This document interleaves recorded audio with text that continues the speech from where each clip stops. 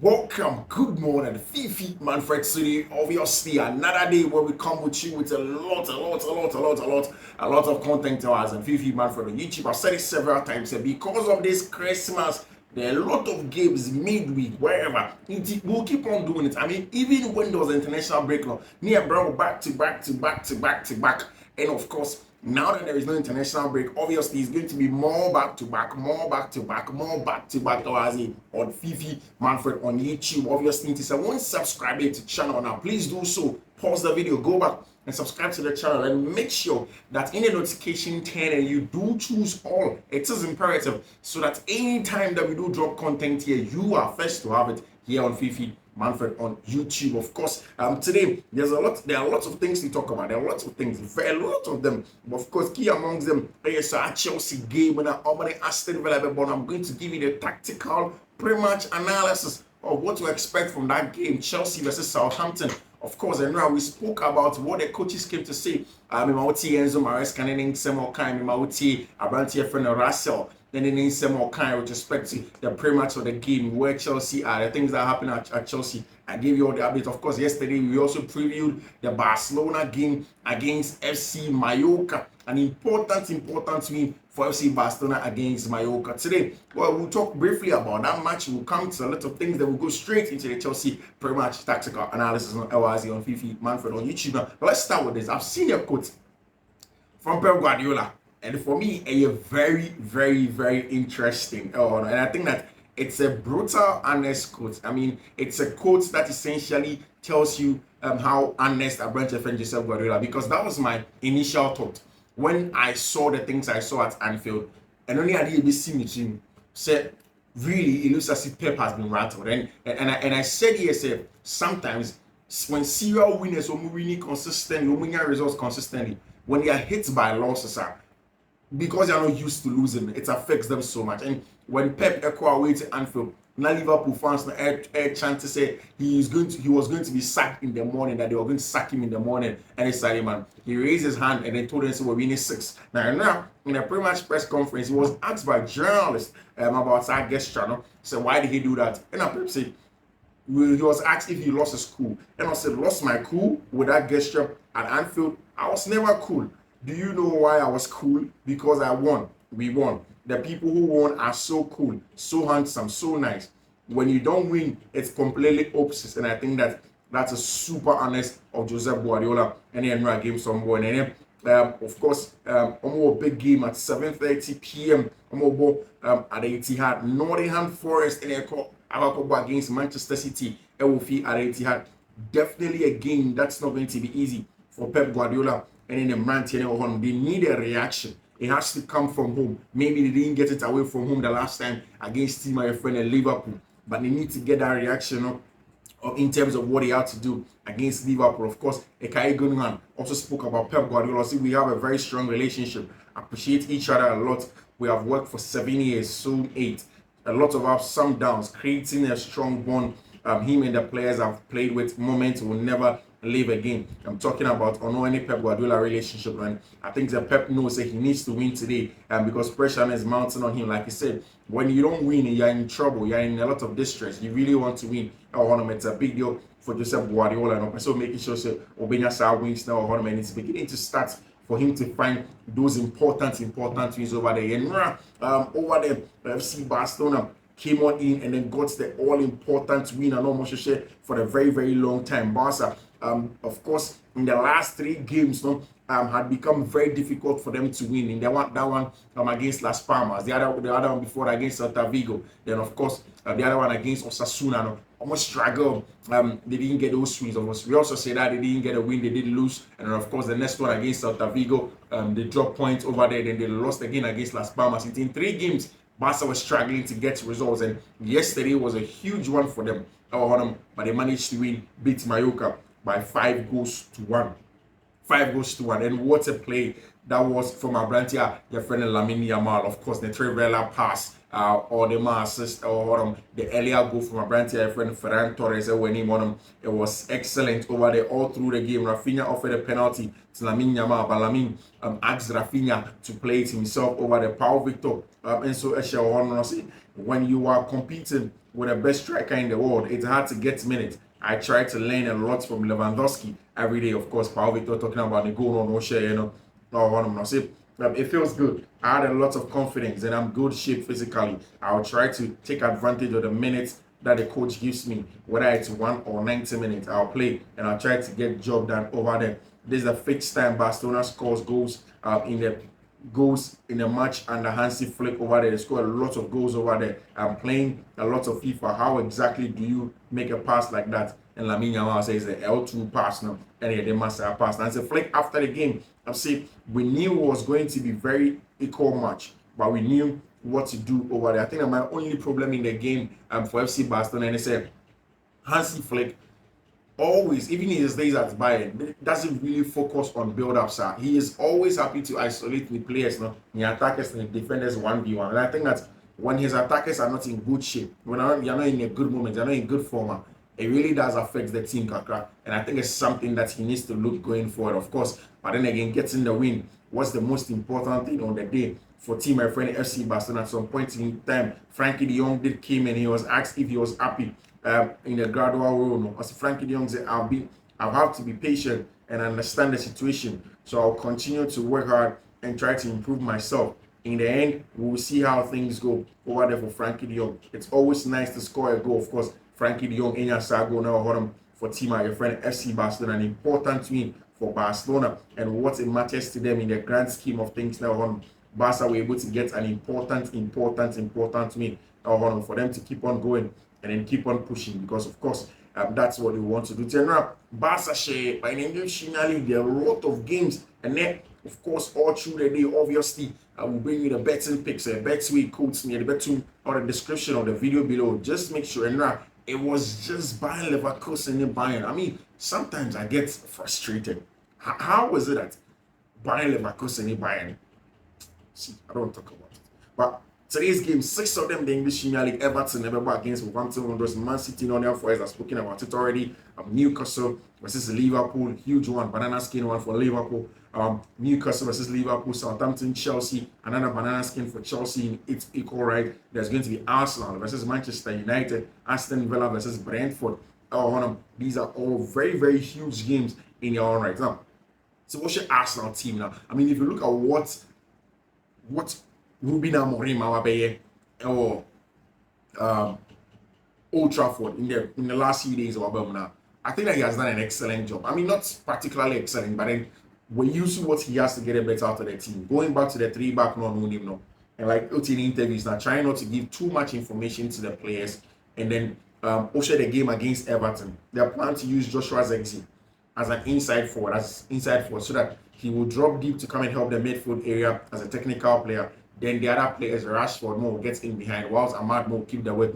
Was a good one for the game against Everton. I think that they are picking their moments, but this is going to be the bigger test yet for Mikel Arteta. Under the lights at the Emirates in the evening, you are sure say Arsenal will pin Manchester United back, sustain pressure, recycle the ball consistently, and then make sure so they force them into making a lot of errors. So Manchester United Arsenal game me a little bit tricky, but I think that my money is on team my friend Arsenal when they are playing away from home, especially in the evening. It's a game that they have to win. Yesterday we spoke about the fact for Chelsea, I'm going to go against team. I mean, even before Chelsea, Liverpool go against Newcastle United.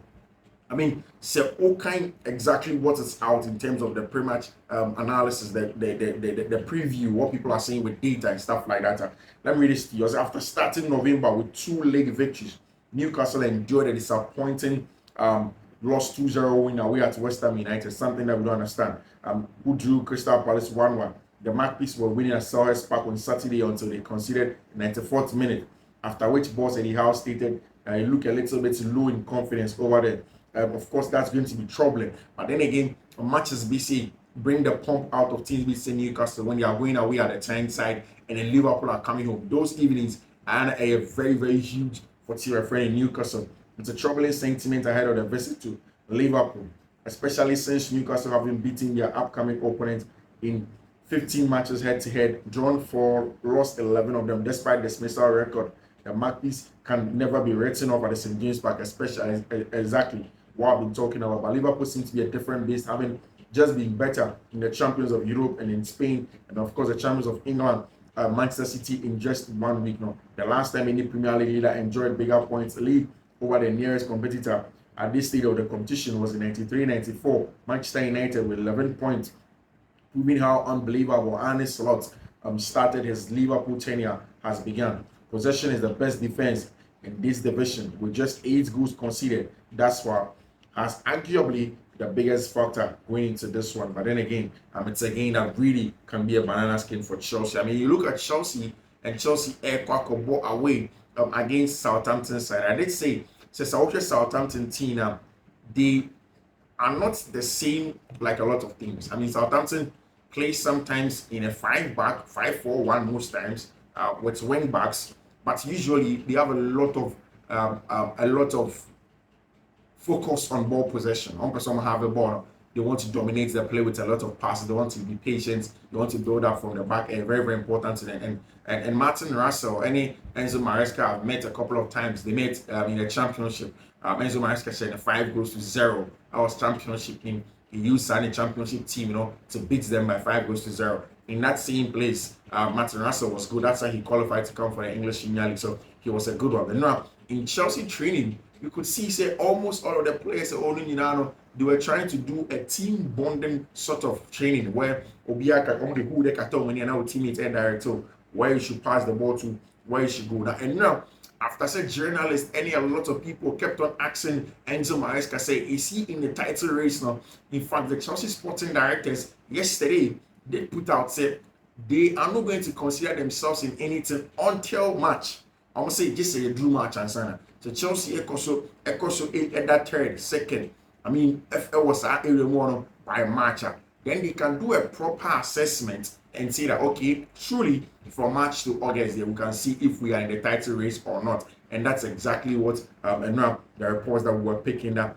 This is exactly how the reports. We said Chelsea are committed to waiting until March at the earliest before allowing their position in the Premier League table to help determine the club can fight for this season. And that's exactly what they are saying. I mean, in that regard, because Chelsea want to know that that's important over there. Chelsea, Enzo Maresca was something that Chelsea websites maybe said. I mean, time when Jose Mourinho in England now, he always used to say, although they are the main horses in the title race, in the ever say there's a 2-horse race, the big horses, in the title race, 3 horses, the 3 big horses in the title race. But there is always a little horse. That's what Jose Mourinho called them, the little horse in there. So Enzo Maresca was asked about it. I mean, still journalists really wanting to say something in that line. And does he think that Chelsea any the little horse now? The little horse analogy of Jose Mourinho. And of course, reply Enzo Maresca anymore when they say, in the last 20 years, I've always been with 2 golden rivers, or at least 1. I don't know what kind of animals we are. Golden Rivers, some dogs are very, very kind. A lot of people know them. One of the nicest set of dogs that you get. Enzo Maresca literally telling them already he has always been nice dogs, not particularly, the little horse. He just does with Golden Rivers. He don't know the kind of animals that we team Chelsea over there. I mean, if you look at one of the big absence in Chelsea, it's the absence of Abrantia, Yefreno, Wesley Fofana. So the bigger question is that who plays for Chelsea as right centre back? Is it going to be Abrantia, Yefreno, Benoit Belachile, who played well in the last time out when Abrantia, Yefreno, Wesley Fofana prior against Villa? And I say, who is it going to be? Is it going to be Tosin Adrebiayo? Is it going to be Axel the Sassi? A huge one. Mind you, say whoever plays there has to be somebody who will be able to accommodate and have Levi Cole play as the CCB, because the CCB is very, very important. Again, Chelsea used Levi Cole as the aggressor against Aston Villa. And that's something that Chelsea should be looking at today. How are you going to be aggressive in the middle of the park? Which of the centre backs can do that? I mean, Tosin Adebayo temperament and you're too aggressive, sir.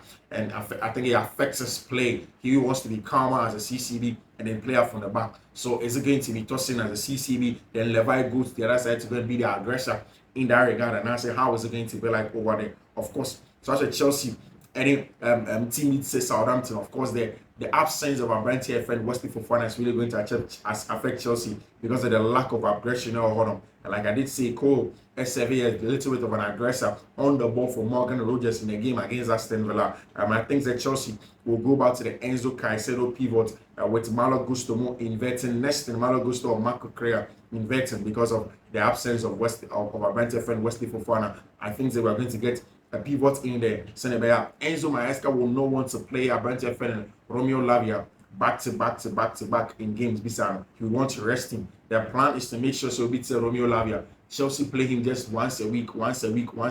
So at the earliest, also in March or January, thereabouts. I'm thinking that Chelsea will go back to a fullback. Marco Correa is going to be in there, and as a Malo Gusto as a right back in there. Senegal, one of them will invert next to Abrante, your friend of Moises Caicedo. Then Enzo Fernandez pushes up into the left half space. Then there's Cole Palmer into the right half space. I'm not going to try and guess the lineup because Maresca has proven to be very, very dynamic, and sometimes he doesn't change. Sometimes it's difficult for you to call the kind of changes that Enzo Maresca bear. Overall, Southampton is a team that will build up from the back, like I did say, in terms of domination of the ball, wanting to have loads of the ball. But usually, because Southampton, they try some yesterday and a lot of the times, and they were successful in the championship, where teams set up, don't press too aggressively. In the English Premier League, teams have set a lot of pressing traps for them. They've made some mistakes on Maresca see their possession. The last time Maresca any Southampton boy, Ujai possession more, and then he was able to hit them in transitions with 5-0, 5 goals to 0. I think the Chelsea was superior quality. So I'm beginning to think that it's going to be more of a momentous one. There are going to be times that Chelsea will be pressing, but not too aggressive against Aston Villa because I don't think the Chelsea will have that intensity still. They would want to lower it down small, but then press in certain moments, sit in the mid block, then set traps for them to go in a transition and then hit team up. Southampton in that regard, it's going to be a difficult one over there. Maresca see their possession to them. I think we see similar tomorrow. So Maresca might opt for runners. This game should suit Mihailo Mudryk. If he gets the start, it should make it count over there. Of course, in the game against Southampton last season, less than Michiano, Maresca AJ possession him more winning by 4 goals to 1. Then the other one was shown 5 goals to 0, and he seems to be doing that every day. So Chelsea ACD possession, Emma Tima, your friend of Southampton guy. Then it means that definitely there should be a lot of runners in there. That's where Noni Madueke in the Mihailo Mudryk will be very important. It means that on the wing, Jadon Sancho will drop because Chelsea are not trying to use to break down a low block. But again, I saw against team my friend of Liverpool this season, how many Southampton boy, and they gave them some respect. They went into a 5-4-1 mid block and then asked Liverpool to break them down. In fact, on the turnovers, they were able to get the first goal, and then Liverpool had to unleash it on the Mudryk and Noni on the wings, and Palmer Jackson substituted at halftime for Felix and Nkunku. I think that's something. If Chelsea can really get a goals earlier, they would want to bring on Abrante Efreno in Nkunku and João Felix to come and play some football over there, because it's going to be a really, really intriguing game over there for both teams. The team love to have the ball, like I did say. They make mistakes in their third, in their area consistently, calling on the opposition. And that's what Chelsea have to do. That's what I'm saying, sir. Chelsea should not fully set off like when Enzo Maresca was at Leicester City, he can try to give them some possession in certain areas, but then set traps for them. There are times where he will press aggressively, there are times where he won't press aggressively, sometimes where he's going to be a little bit patient, be calm, and then wait for the opening, and then go on and hit Southampton in that regard. Because, if you play against a team like Southampton, then you live for the moment, you live for the mistakes that come in, live for the options that come in the middle of the park, and make sure that you head them over there. You slam them 5 goals to 0 over there. I think that if you look at Southampton, also Melusu on 2 very, very key players, and 3 Downis, Derblin, also Honomena Bellis also outside game with accumulated yellow cards over there. This is a game, said Nicolas Jackson, the yellow card, that he's out for the game against Liverpool. I think there's one other person also. So the yellow card is out in the game against Tottenham Hotspur at the Tottenham Hotspur Stadium. So Chelsea really know that they need to be very careful. So I think Chelsea are going to go into this game being more tactful, waiting for the openings. The openings essentially in central areas. So there are going to be times that Chelsea will press aggressively. Chelsea will probably set off and then go into the mid block and then set their traps for them. And then make sure they go transitions in there quickly. Of course, Nicolas Jackson will run the channels, and then there are going to be probably 2 runners on the wings for Mihailo Mudryk and Abrante Efreno. Noni Madueke in that regard. And like I was saying, possibly in the second half, it's likely to be João Felix, who will be thrown in to come and play some good football also against them. So it's not going to be an easy game, but in the grand scheme of things, it's an important game for Chelsea because there's a possibility to say Arsenal drop points against Manchester United today. There's a possibility that Liverpool drop points against team and friend in Newcastle today. So if really Newcastle can drop points, Liverpool can drop points, and then of course Arsenal to beat them out drop points there. And if you are playing against the bottom side in Southampton, Chelsea really have to get the results in there. Of course, Southampton is not going to make it easy, especially away at the St. Mary's Park now. They know it's not going to be easy over there, and they need to make sure they capitalize on errors not over there. They're not going to make it easy. Of course, we know that Chelsea are the best counter-attacking team our English Premier League. In Chelsea, even before possible Southampton injuries, any suspensions, no, Chelsea were very high to have won over there in there. But then again, I still think Chelsea should be able to win. The score prediction, somewhere around.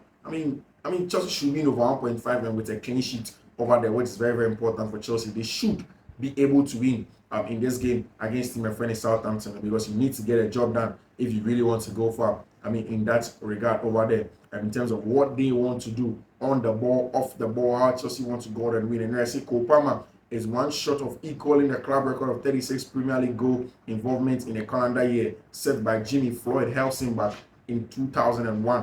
Of course, Enzo Maresca has won 38 out of 59 league matches in charge of Chelsea and his previous club, Leicester City.